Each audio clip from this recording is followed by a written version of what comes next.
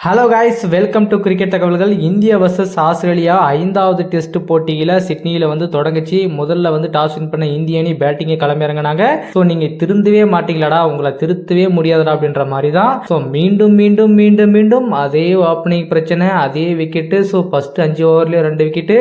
So தொடர்ச்சியான விக்கெட்டுகளை இழந்து இந்திய அணி மிகவும் கடுமையாக தடுமாறிட்டு வந்துட்டு இருக்காங்க.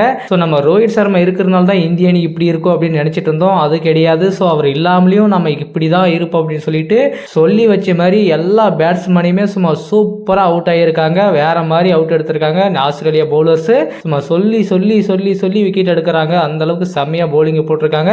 ஸோ இந்திய அணி பார்த்தீங்கன்னா ஃபர்ஸ்ட் நாள்லேயே பொட்டியை கட்டின்னு வீட்டுக்கு போயிட்டாங்க.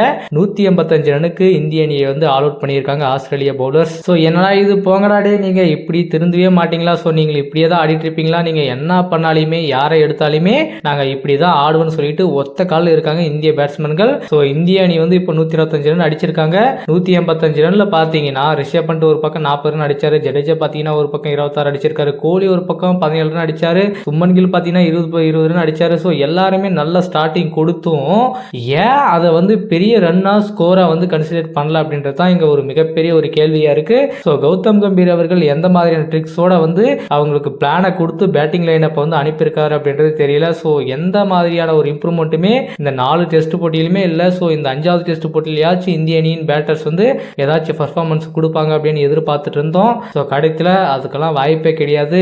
நாங்கள் இப்படி தான் ஆடுவோம் அப்படின்ட்டு சொல்லி வச்ச மாதிரி எல்லாருமே சூப்பராக அவுட் ஆகியிருக்காங்க.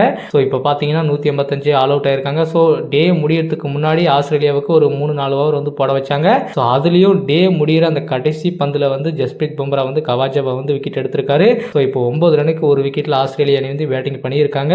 ஸோ ஃபர்ஸ்ட் டே முடிஞ்சிருக்கு. ஸோ நாளைக்கு என்ன பண்ண போறாங்க, ஸோ பவுலிங் எந்த அளவுக்கு எஃபெக்டிவாக போட போறாங்க.